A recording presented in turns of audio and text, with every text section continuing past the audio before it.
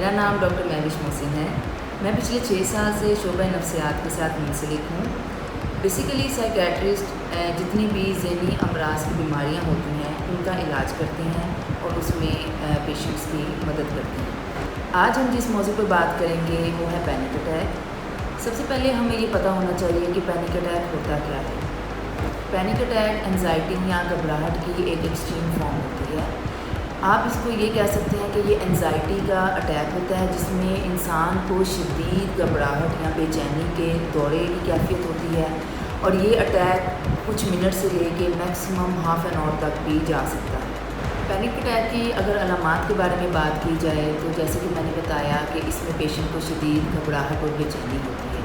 इसके अलावा पेशेंट को कुछ जिस्मानी अलामात या फिज़िकल सिम्टम्स भी आते हैं, जैसे दिल की धड़कन बहुत ज़्यादा तेज़ हो जाना, सांस फूल जाना, मुंह खुश्क हो जाना, बहुत ज़्यादा पसीना आना या फिर ऐसी कैफियत महसूस होना कि जैसे कि हार्ट अटैक आ रहा है और जिस्म में कपकपाहट शुरू हो जाना।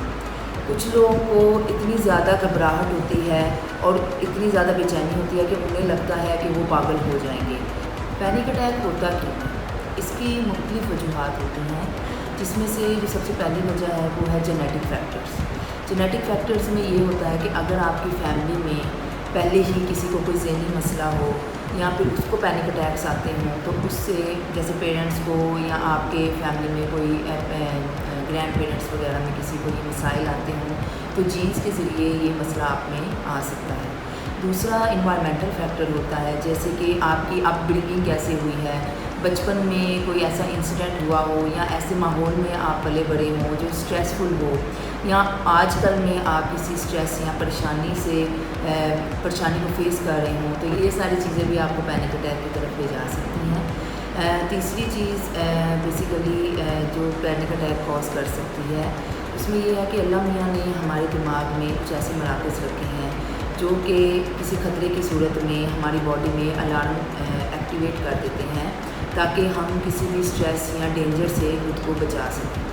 पैनिक अटैक में ये अलार्म सिस्टम जो कुदरती तौर पर बनाया गया है, इसमें कुछ ऐसी केमिकल तब्दीलियाँ होती हैं।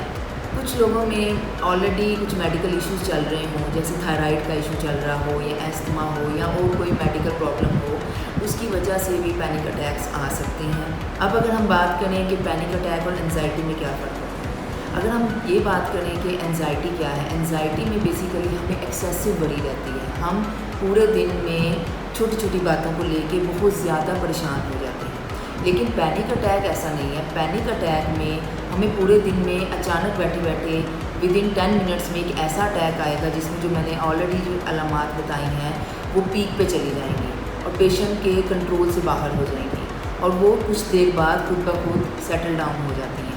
तो अगर एक इंसान जो बहुत अरसे से एंजाइटी की बीमारी से को फेस कर रहा है, इन द एंड उसको पैनिक अटैक्स भी आने शुरू हो सकते हैं।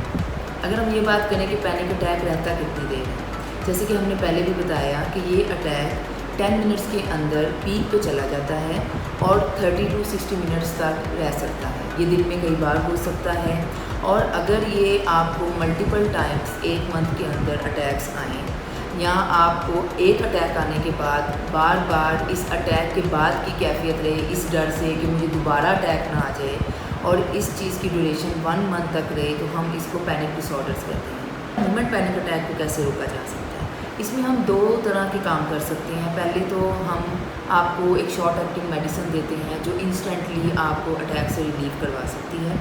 दूसरा तरीका ये है कि हम पेशेंट को इस चीज़ के लिए ट्रेन करते हैं कि जब आपको अटैक आए आपने खुद को ये समझाना है कि ये अटैक थोड़ी देर का है, ये कोई दिल का मसला नहीं है, ये कोई मेरी जान का मसला नहीं बनेगा, मेरे लिए कोई जानलेवा नहीं है और ये अटैक मुझे पहली बार नहीं आ रहा, मैं ऑलरेडी इस बीमारी से लड़ रहा हूँ, डॉक्टर ने मुझे मेडिकेशंस दी हैं जो कि मेरे पास मौजूद हैं और मुझे किसी किस्म का ख़तरा भी होगा मैं वो मेडिसिन इस्तेमाल कर लूँगा।